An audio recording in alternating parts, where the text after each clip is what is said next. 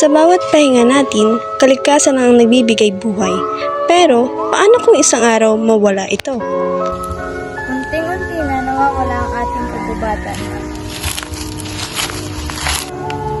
At kasama nito ang mga tahanan ng mga hayop.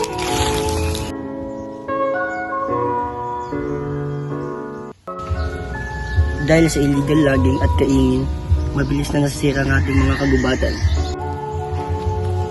Dagdag pa ang maling pagtatapon ng basura na sumisira sa lupa. Pag nawala ang kagubatan, nawala na rin ang proteksyon laban sa baha at landslide. Hindi lang kalikasan ang naapektuhan, pati buhay ng mga tao.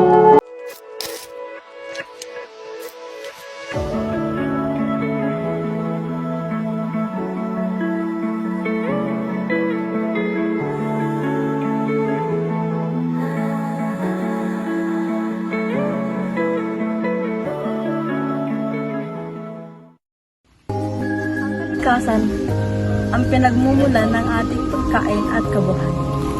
Dito rin nagagaling ang malinis na hangin at tubig. Kapag nasira ito, apektado ang buong mundo lalo na sa susunod na henerasyon.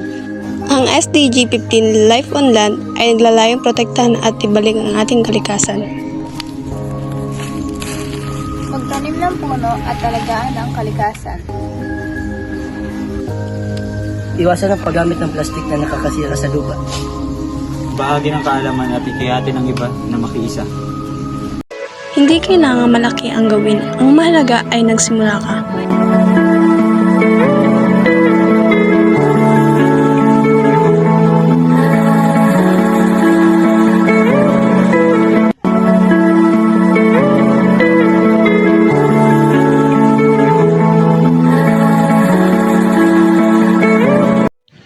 Sa bawat puno na pinaputol, may buhay na nawawala. Sa bawat basurang itinatapon kung saan-saan, may kalikasang unti-unting nasisira. At sa bawat pagkakataon na pinipili nating walang gawin, mas lalo nating inilalayo ang magandang kinabukasan na dapat sana ay para sa ating lahat. Pero hindi pa huli ang lahat, because change starts with us.